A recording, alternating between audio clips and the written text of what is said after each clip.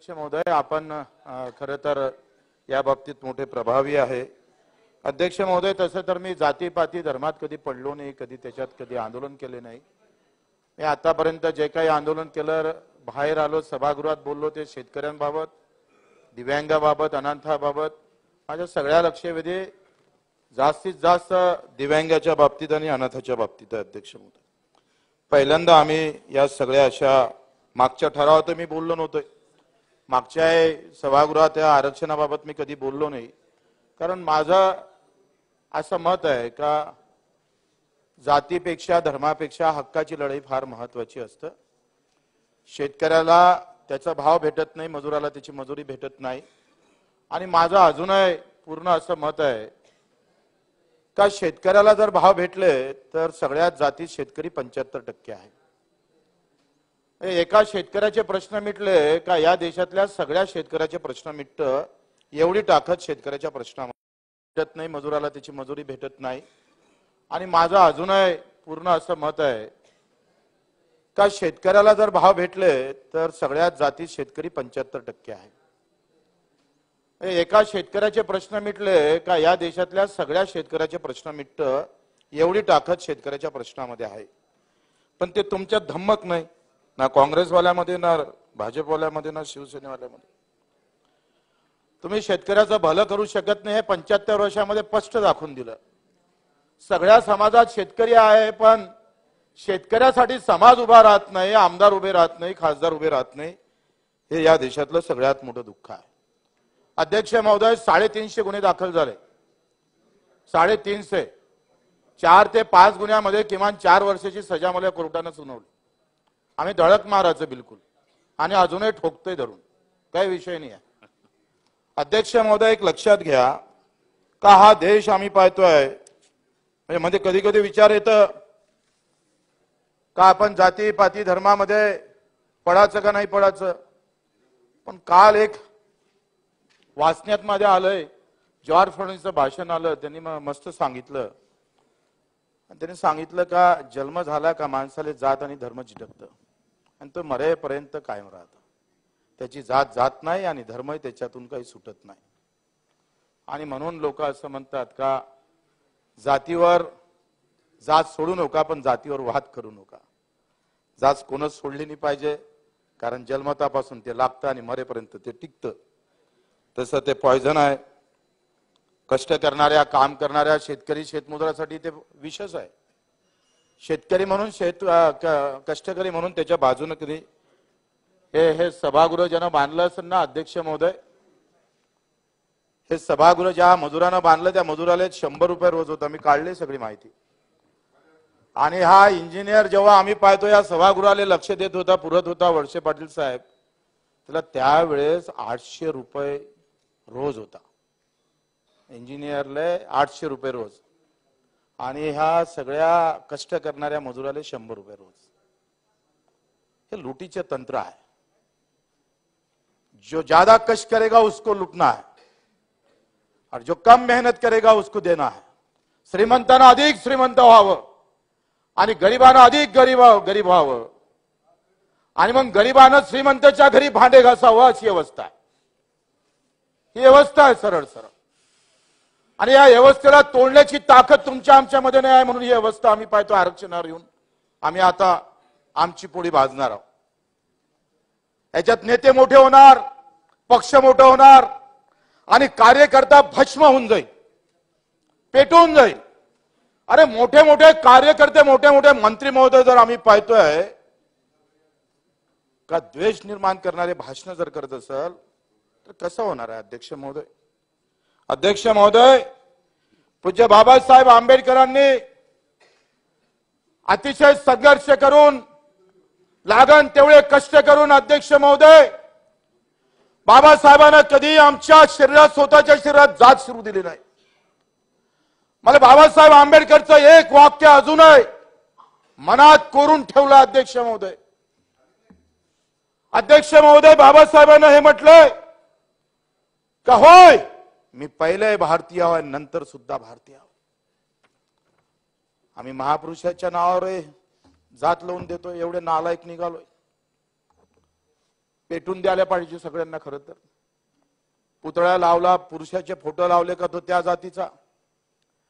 आणि बाबासाहेबांच्या पहिला पुतळा अध्यक्ष महोदय माधवराव बागल कोल्हापुरात पहिला पुतळा बाबासाहेबांचा एका मराठ्यानं उभा केला, याचा आनंद आहे, गर्व आहे. अध्यक्ष महोदय महात्मा ज्योतिबा फुलेंचा फोटो इथं आहे. बोलतोय मराठ्यावर बोलतोय. तुम्ही आंदोलन काही कुचकुच करू नका. अध्यक्ष महोदय महात्मा ज्योतिबा फुलेंना पहिली शिवजयंती शुभाची. कुठे जातीपातीचा कुठे विषय नाही. महाराष्ट्र कसा होता त्या संत सगळ्या महापुरुषांना आम्हाला दाखवून दिला. अध्यक्ष महोदय पहिली शिवजयंती महात्मा ज्योतिबा फुलेंना या महाराष्ट्रात सुरू केली. जातीपातीचे बंधन तोडत महात्मा फुलेंना पुन्हा दाखवून दिलं का कुठलाही महापुरुष एका जातीपुरता धर्मापुरता राज्यापुरता मर्यादित नसतं, तर त्याचा छाप सगळ्या जगावर पडत असतं. तसा हा महाराष्ट्र होता. पण महाराष्ट्राला काय काळीमा लागतंय मला समजत नाही. अध्यक्ष महोदय आपण पाहतोय का काही सभा मी ऐकल्या आणि त्या सभेमध्ये एक जण असा म्हणतोय, नाव घेत नाही मुद्दा म्हणून, अधिक जातीवर जाण तुम्ही, 160 आमदाराला आम्ही पाडू. 160 आमदाराला भाषा आहे. या पद्धतीने मोठे नेते जर बोलायला लागले, एखाद्या सामान्य कार्यकर्त्याने बोललं ठीक आहे. काही उदाहरण दिलं जातं का त्या समाजाचा होता म्हणून तुम्ही एकमेकावर आरोप करा व्यक्तिगत ठीक आहे, पण समाजावर जाऊन आरोप करा तर राख लागेल ना महाराष्ट्राला. कोण वाचवून याला? अरे आम्ही समजदार आहोत. इथं असणाऱ्या लोकांना जर जातीवर बोलणं सुरू केलं, तुम्ही एका गुलाबराव मी तुम्हावर बोललो, तुम्ही माझ्यावर बोलले ठीक आहे, पण तुम्ही ज्या दिवशी जातीवर बोलायला लागाल, मराठ्यांनी असं केलं, आमच्या मशानभूमी अडवल्या, आमचं असं केलं, आमचे तसं केलं, अशा पद्धतीनं बोलताय तुम्ही. असे तर कित्येक उदाहरण सापडत. गावखेड्यामध्ये अशी उदाहरण सापडत नाही. एकमेकाचं पण कुणी जिथे जे जात भारी असतं ते अन्याय करत असतं त्या गावामध्ये. हे तर सत्य आहे. ते नाही व्हायला पाहिजे पण सत्य आहे. मला वाटते खोटं असेल तर मला सांगितलं पाहिजे. पण अशा प्रकारचा भास आणून देणं जणू काही मराठे म्हणजे आम्ही पाहतोय अध्यक्ष महोदय का जसं काही अन्याय करणारी जमातच तो उभी केली. अशा प्रकारची व्यवस्था जर निर्माण करत असाल तर ते चुकी होईल, चुकीचं होईल. अध्यक्ष महोदय राजकारण होईल हो, तुम्ही मुख्यमंत्री व्हाल, पण विष पाजून मुख्यमंत्री होऊ नका. अमृत पाजून व्हा. ते नाही होता येत. आणि अध्यक्ष महोदय अशा प्रकारचे हे कारस्थान थांबले पाहिजे. घर जाळले त्याचा निषेधच केला पाहिजे, अंदर केलं पाहिजे, बेभान ठोकलं पाहिजे त्यांना. घर जाळापर्यंत ज्याचे हात जात असेल ना ते हात पाय तोडून टाका अध्यक्ष महोदय. पण मला वाटते एकाही माणसानं इथे उल्लेख केला नाही, 50 मराठ्यांच्या पोरांनी आत्महत्या केल्या. योगेश नावाचा पोरगा PhD झालेला होता. मी त्याच्या घरी गेलो तर फक्त डोळ्यात पाणी होते, फक्त डोळ्यात पाणी होते. त्याच्या बापानं आत्महत्या केली होती. घर पळाले झालं होतं अंगावर. शिकून शिकून आता नोकरी लागत नाही म्हणून तो आखरी एकतर कापसाले भाव भेटत नाही. मराठवाड्यातला जर भाग पाहिला तर अतिशय दुष्काळी भाग आहे. ना पाण्याची सोय आहे ना कुठल्याही प्रकारची व्यवस्था आहे. सगळ्याच समाजाची तेली माळी कुंभी धनगर असं नाही मी म्हणतोय मराठ्याची व्यवस्था आहे. सगळ्याच समाजाची तिथली अवस्था वाईट आहे. आपण पश्चिम महाराष्ट्रात गेलो तर किमान पाण्याची व्यवस्था आहे आणि इकडे आलो तर मराठवाड्यात मात्र साधी पाण्याची व्यवस्था पण तिकडे नाही आहे. आणि मग अशा अवस्थेमध्ये आरक्षणाचा आधार पकडला आणि ते भेटत नाही म्हणून आत्महत्या केली. 50 जणांच्या आत्महत्या झाल्या, घर जाळल्या. आम्ही 10 डाव ठासून ठासून सांगतोय आणि 50 आत्महत्या झाल्या, त्याच्यावर एकही कोणी बोलत नाही, याचं दुःख आहे. एवढे जातीवादी जर सभागृहात आम्ही राहत असन तर या सभागृहाचं पवित्र कसं राखलं जाईल अध्यक्ष महोदय? अध्यक्ष महोदय आपण पाहतोय हो या जगातलं पहिलं मी पाहिलंय उपोषणावर लाठीचार्ज पाहिला कधी? आंदोलन झालं, असा मोठा लॉंग मोर्चा निघाला, कुठेतरी गोटमार झाली आम्ही पाहतोय, पण बसलेल्या ठिकाणावर लाठीचार्ज होतोय. मी जरी सरकारमध्ये असलोय तरी सत्य महत्वाचं असतंय. आणि मग हे दुःखद गोष्ट नाहीये, ही वाईट गोष्ट नाहीये. नाही उचलले असते, नाही जबरदस्ती केलं असतं, काय फरक पडला असता. पण उचललं आणि तुम्ही त्याला हवा दिली. द्यायची होती का दिली तपासलं नाही पाहिजे. कोणी पण असेल, कोणाला बदनाम का होतंय का तुमच्या बाजूने गृहमंत्री बसत असाल आणि तुम्ही म्हणत असाल का घर कसे पेटले. हे कसं काय कसं चालणार. तुम्ही असं म्हणत असाल तुमच्या बाजूने अर्थमंत्री बसते आणि तुम्ही म्हणता ओबीसीला बजेट दिलं नाही, मग का आलू शिल्लक आहे तिथं. अरे ठाम म्हणा, त्या कॅबिनेट मध्ये तोडफोड करा. ही भाषा कॅबिनेट मधली आहे, ही भाषा आम जनतेतली नाही आहे, लक्षात घ्या. आणि असं सांगून जर आपण पेटवा पेटवी करत असेल तर चांगलं नाही आहे. अध्यक्ष महोदय, मी मराठा हा शब्द हा एका जातीचा नाही, मी स्पष्ट बोलणारा माणूस आहे. आपण जर पाहिलं पंजाब सिंधू गुजरात मराठा, पंजाब सिंधू गुजरात मराठा, मग मराठा जर एका जातीचा आहे तर जनगणनेमध्ये ह्या मराठा काढला पाहिजे. एका जातीचा उल्लेख का केला जातो.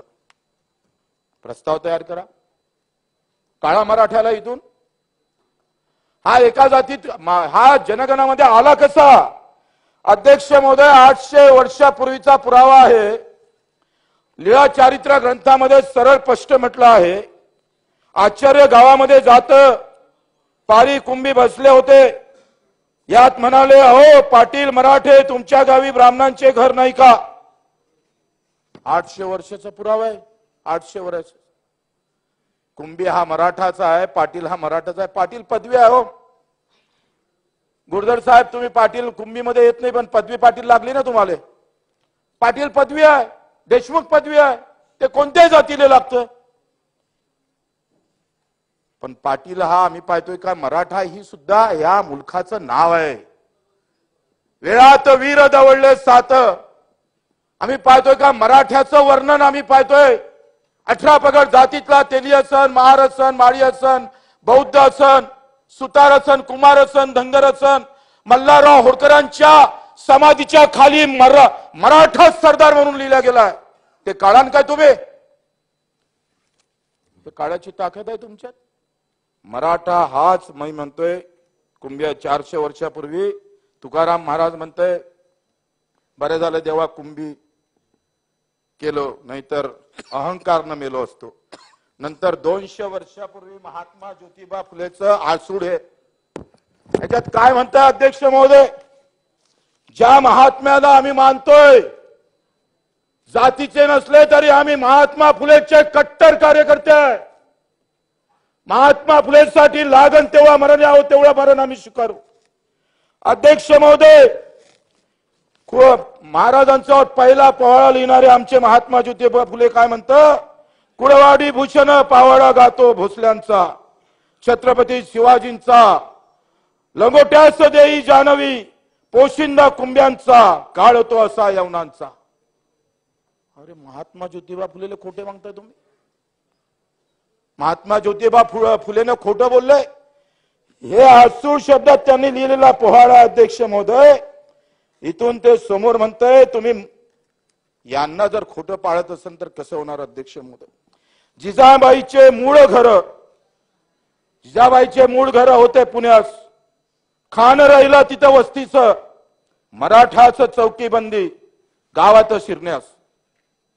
म्हणजे स्पष्ट होते का मराठ्याला तिथं चौकीबंदी केल्या जात होती, म्हणजे 18 पगड जातीला.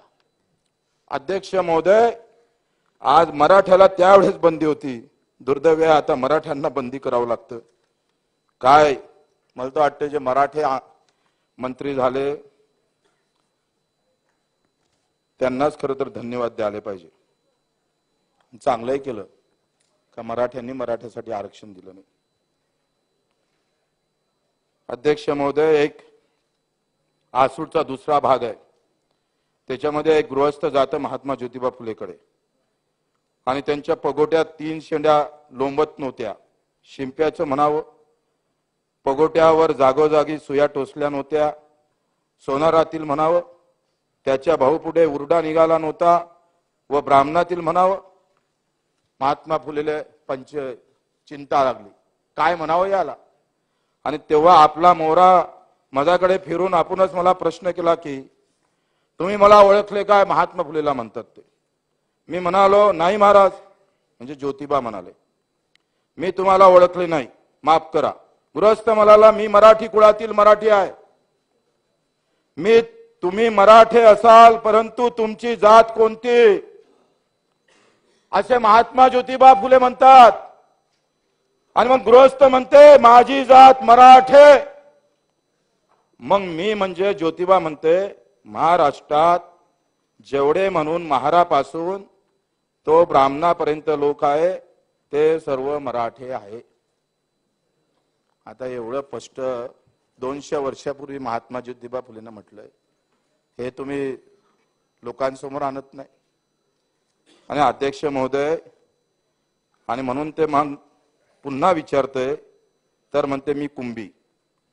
तुम्ही अमुक जातीचे आहात याचा उलगाडा तेवढ्यात होत नाही. मराठे म्हणून तुम्ही कोणत्या जातीचे आहे हे सांगता येत नाही. म्हणून गृहस्थ मग त्याला सांगतं मी कुंभी आहे. आता हे माझ्या हातचं नाही, महात्मा ज्योतिबा. तुम्ही महात्मा ज्योतिबा फुलेला हे खोटं मानाल का. म्हणजे महात्मा ज्योतिबा फुलेचा विषय झाला. अध्यक्ष महोदय, भीमरावजी आंबेडकरांचं खंड 10वा आहे, चरित्र खंड आहे. अध्यक्ष महोदय, याच्यात खूप चांगल्या प्रकारचं झेंडा समिती नेमल्या गेली होती अध्यक्ष महोदय. आणि याच्यात झेंडा समितीमध्ये आंबेडकरांचं नाव होतं, बाबासाहेब आंबेडकरांचं. आणि तेव्हा महाराष्ट्रानं ठरवलं होतं का त्या तिरंग्याचा रंग हा भगवा असला पाहिजे. आणि तेव्हा बाबासाहेब आंबेडकरांचा झेंडा कमिटीवर नेमणूक झाली आणि ते दादरला 3 जुलैला आल्या. परत आल्यावर सुरबा टिपणीस हे सगळं सरकारनं छापलेलं पुस्तक आहे. नाही तर तुम्ही अधिक आरोप करणार आहे, तुम्ही एवढे भारी आहे तसे. सुरबा टिपणीस याच्या भेटीला गेले असता ते म्हणाले राष्ट्रध्वज ठरवण्याची कमिटी नेमल्या गेली, तरी आपल्या महाराष्ट्रात आपल्या भगव्या झेंड्याच्या आग्रहाची चळवळ कुठेही कशी नाही. डॉक्टर आंबेडकर स्वाभिमानी मराठे आहे. आता ज्योतिबा फुलेच्या म्हणण्यानुसार भुजबळ साहेब मराठी आहे, वळसे पाटील मराठी आहे, गुलाबराव मराठी आहे, देवेंद्र फडणवीस पण मराठी आहे, सगळेच मराठी आहे. जर आपण आव्हाड साहेब महात्मा फुलेचं तर मानलं तर महात्मा फुले साहेबांचं भगव्या झेंड्याची आग्रही चळवळ कुठंच काही दिसत नाही. आंबेडकर स्वाभिमानी मराठी आहे. शिवाजीच्या भगव्या झेंड्याचा त्यांना तिखट अभिमान आहे. तमाम महाराष्ट्रातल्या मराठ्याने एकमुखाने या झेंड्याचा राष्ट्रध्वज म्हणून पुकारा करतील. दिल्लीत कमिटीला गंभीर विचार करावा लागेल, ही आंबेडकरांची भावना बरोबर होती. आता एवढं स्पष्ट असताना सुद्धा म्हणजे एखादा माणूस, मी माणूसच आहे रे बाबा, तुम्ही म्हणताय नाही माणूस नाही, तुले देवाच्या घरी पाठवतो, देव मला सांगन आणि मग तुले आम्ही मानन का हा माणूस होय. केवढे भयाट तुत्रे लोक आहे. अध्यक्ष महोदय, एवढं सगळं असताना राग का येणार नाही अध्यक्ष महोदय. वर्षामागं वर्षे गेले, जरांगे पाटलांनी उपोषण केलं. उपोषण केल्यावर एक समिती नेमली, समितीला पुरावे सापडले आणि ते पुरावे जास्त सापडले म्हणूनही तुम्ही बोंबलताय. मग तुमच्या मनात नेमकं काय मला समजत नाही. मी कधी जातीगीतीवर बोलावं नाही असं आयुष्यात मी ठरवलं होतं का आपण ह्या जाती धर्माच्या भानगडीत कधीच पडायचं नाही. कारण माझ्यासोबत असणारा दिव्यांग हा सगळ्या जातीचा आहे. अनाथ आले आम्ही 1% आरक्षण मिळवून दिलं, त्याची जात मला अजून माहित नाही, त्याच्यासाठी आम्ही गुन्हे दाखल करून घेतले. आता गायकवाड समितीचं आयोगाचं तुम्ही आकडेवारी सगळ्यांना वाचून दाखवली. आणि मग समाजामध्ये आपण पाहतोय 8 मराठे मुख्यमंत्री झाले किंवा 18, 50, 60, 200 आमदार जर मराठ्याचे खासदार आहे, तर माझं असं म्हणणं आहे ते जात सुखी झाली अशी कोणी म्हणत असेल तर मग कसं होणार आहे. मग असं आपल्याला ठरवावं लागेल, ज्या जातीचे कमी आमदार आहे, ज्या जातीचे कमी खासदार आहे त्याला आरक्षण पहिलं द्या. बरोबर आहे का नाही. असंच ठरवावं लागेल. मग असं ठरवून टाका. म्हणजे मला वाटते तुम्ही 200 लोक, एखाद्या महाराष्ट्रातले 200 लोक सुखी झाले तर मग सगळा समाज सुखी आहे असं म्हणत असाल तर आपण किती करंट्या आहे त्याच्या किती म्हणजे ते सिद्ध होतं आपण किती करंट्या आहे म्हणून. अध्यक्ष महोदय, मी एवढं सगळं वाचून दाखवणार नाही. किती घरं मातीची आहे, किती कुडाची आहे, हा सगळा अहवाल गायकवाड समितीनं आपल्या समोर ठेवला होता. अध्यक्ष महोदय, काही आकडेवारी सांगितलं जातं. हे पुस्तक आज महाराष्ट्रातील शासकीय कर्मचाऱ्यांचा सर्वकष माहितीचा कोश आहे, माहिती कोश आहे. अध्यक्ष महोदय, आज महाराष्ट्रात 4,84,901 कर्मचारी अधिकारी आहे. त्यामध्ये SC ST OBC मध्ये एकूण 3,43,403 कर्मचारी अधिकारी आहे. टक्केवारीमध्ये 71% आरक्षण आहे. ओपन मध्ये 29% लोक सरकारी कर्मचारी काम करतं. त्यामध्ये मराठा आहे, ब्राह्मण आहे, जैन आहे, कायस्थ, मुसलमान आहे, ख्रिश्चन आहे. परंतु हीच आकडेवारी वेगळ्या पद्धतीने वाचून दाखवून पुन्हा मतांतर करण्याचा जो प्रयत्न होता आहे तो खरं तर खरी माहिती शासनानंच घोषित केली पाहिजे. मला असं वाटते का शासनानं खरं याची जातीय गणना होणं फार महत्वाचं आहे. पण मला असं वाटतं का एखाद्याला आरक्षण दिलं, समजा एक गाव आहे आणि 100 गावापैकी 4 लोकांना आरक्षण भेटलं तर 4 कुटुंब सुखी होऊ शकतं. पण माझं असं मत आहे का त्याच गावातल्या शेतकऱ्याला जर भाव दिला तर अख्खं गाव सुखी होऊ शकतं. जे सोपं आहे ते स्वीकारायला तुमची तयारी नाही. कारण बजेट मधले 3 लाख कोटी रुपये तुम्ही कर्मचाऱ्याला वाटता, अधिकाऱ्याला वाटता, आमदाराला वाटता, खासदाराला वाटता आणि शेतकऱ्याला 34,000च्या गोटीवर ते सरकत नाही. म्हणजे जिथं तुम्हाला काम करायला पाहिजे राजकीय लोकांना तिथं काम करत नाही. ह्या जातीय अवस्था निर्माण झाल्या पाहिजे. तुमचं आमचं व्यवस्थित जमलं पाहिजे. काही काम न करता निवडून येतं जातीच्या नावानं माणूस. बरेच आमदार असे आहे का तिकून दुसऱ्या समाजाचा उभा राहिला का इकडे दुसरा आला का काही काम न करता आपोआप निवडून येणारी जमात असे काही आमदार आहेत का त्याला काही कामच नाही करावं लागत, काहीच काम करावं लागत नाही. जात आणि धर्म म्हटला, अरे मुसलमान खतरे में है, हिंदू खतरे में असं म्हटलं का मत धडाधड भेटून जातं. खत्र्यात मुसलमान येत नाही, हिंदू येत नाही, नेता खत्र्यात येतं आणि आम्हाला चिवत्या बनवत राहतात. हे सगळे धंदे आपले चालू आहे. आपला बिचारा जातीपाती पेटत राहते, त्याला वाटते जेवण आपलं काहीतरी. म्हणून मी या माध्यमातून जरांगे पाटील साहेबांना विनंती करतो, बा व्यक्तिगत टीका करू नका, चांगलं नाही आहे. कारण तुम्ही एका समाजाचा प्रश्न घेऊन निघाले, कोणी काही बोलू द्या पण कुणावर टीका करू नका. हात जोडून त्यांना या सभेतून विनंती करतो.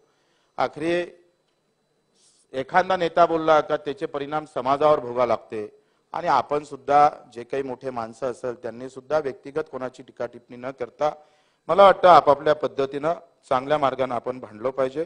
आता तुम्ही एक सांगा, मराठवाड्यात आरक्षणाचं, कोकणात पश्चिम महाराष्ट्रात मराठ्याच्या आरक्षणाचं जास्त राहिला नाही. खानदेशामध्ये पण सगळे कुंभी झाले, विदर्भात पण सगळे कुंभी झाले. मग राहिलंय पश्चिम महाराष्ट्रातलं, कोकणातलं तर काही विषयच नाही आहे. आणि राणे साहेबांना सांगून दिलं आम्ही 96 कोटी आहे, तर त्याच्यासोबत किती मराठी आहे त्यांना सोडून द्या आणि बाकीचे किती आहे ते मोजून घ्या. आता जर आपण पाहिलं तर पूर्ण मराठवाड्यात 8 जिल्हे आणि 8 जिल्ह्यामध्ये जर आपण पकडलं तर एका जिल्ह्यामध्ये 4 लाख कुटुंब असतं. 4 चौक 16 लाख, 16 लाखच असेल. आता 4 लाख गुणिले 8 चौक 32 लाख, 32 लाखाचे अर्धे मराठे पकडा तिथं असेल, म्हणजे राहिले किती 16 लाख. 16 लाख गुणिले जर आपण एकंदरीत म्हातारे गुथारे सोडले तर 50-60 लाख मराठ्याचा हा विषय आहे. पण एवढा आपण अंगावर घेतला का आता महाराष्ट्र कधी कधी झोप लागत नाही, चिंता लागतं का कधी जातीच्या नावानं जर घर पेटले तर मग हा छत्रपतीचा, हा शाहू महाराजाचा, हा ज्योतिबांचा, अहिल्याबाई होळकरांचा हा महाराष्ट्र उद्या कोणत्या तोंडानं तोंड दाखवून देशाले. अरे आपल्याला तर जबाबदारी दिली छत्रपतीनं देशाचं संरक्षण करण्याचं आणि तुम्ही आपसात भांडायला लागले आणि ते कायच्यासाठी तर आरक्षणासाठी. मला वाटतं या महाराष्ट्रानं भुजबळ साहेबांना, परडकर साहेबांना, जरांगे पाटलांना तुम्ही आम्ही सगळे एकत्र व्हा आणि एकदा शेतकऱ्यासाठी भांडा ना. काय हरकत आहे? पक्ष गिक्ष झेंडे बाहेर काढा, तुमच्यात एवढी ताकद आहे का तुम्ही जर शेतकऱ्यासाठी बाहेर निघाले तर मला वाटतं आरक्षण 15,000 रुपये क्विंटल कापसाले भाव भेटू दे, 10,000 क्विंटल तुरीला, आपल्या याला सोयाबीनला, 15-20 क्विंटल तुरीला. आम्हीच तर नोकर ठेवतो, येले सगळेले आम्हीच ठेवतो आमच्या खटल्यावर. 40,000 रुपये महिना देतो आम्ही काय दुसरीकडे कामाला जातो. पण आम्ही एवढे बदमाश लोक आहे, राजकीय लोक, म्हणजे मी पण आलो त्याच्यात. आपण सगळे बदमाश आहे. ते जेव्हा जनतेला समजन तेव्हा तुम्हाला पेटवल्याशिवाय राहणार नाही. पक्का आहे, 100% खरा आहे. आणि म्हणून शेतकऱ्याचा विषय बाजूला सोडून मला वाटतं शेतकऱ्याच्या विषयातच या देशाचं भलं आहे. शेतकऱ्याच्या विषयात शेतकरी, मला सांगा कोणत्या जातीत शेतकरीने एवढं सांगा. आणि म्हणून आपल्याला विनंती करतोय, बरंच बोलायचं होतं, बेल वाजवलं, मला वाटते बेल वाजवते वाटतं. अध्यक्ष महोदय, आपण पाहतोय का याच्यामध्ये आपण एक केलं पाहिजे, एकतर ओबीसीला आरक्षण वाढवून घ्यायला पाहिजे. काय हरकत आहे? ओबीसीचं आरक्षण वाढवून घ्या, सगळे मिळून एकत्र व्हाव आणि ओबीसीचं आरक्षण वाढवून घ्या आणि त्याच्यात त्यांना घेऊन घ्यावं, असं होऊ शकतं. आता काही लोक असं म्हणतात का राजकारण चाललं जाईल, पंचायत समिती जाईल, जिल्हा परिषद जाईल, जिल्हा परिषद गेली तर आमदारकी चालली जाईल. तर आपण त्याचं शपथपत्र लिहून घेऊ का, पण तुम्ही पंचायत समिती जिल्हा परिषद लढूच नका, तसंही करता येईल. काय हरकत आहे? असं करायला काही हरकत आहे का त्यांनी लिहून दिलं तर? म्हणजे इतकी भीती आपल्या मनात काय मला समजत नाही. आणि म्हणून जातीपाती धर्मामध्ये मला वाटतं हे न पडता धनगर समाजाच्या आरक्षणाचा विषय, आता दलित बांधवामध्ये आमचे माथंग समाज म्हणताय त्याचा अबकड करा, ओबीसी मध्ये अबकड केलं पाहिजे. सुतार सगळ्यात कमी आहे, कुंभार सगळ्यात कमी आहे, न्यावी सगळ्यात कमी आहे, लोहार सगळ्यात कमी आहे, त्याची तर गिनतीच नाही आहे, तो कुठंच बसत नाही आहे. या आमच्या सपाट्यामध्ये तो बिचारा कुठं सापडतच नाही. मग ह्या शिंपी आमचा लोहार गिवार याला अबकड द्या, तो कुठेतरी टिकला पाहिजे का नाही?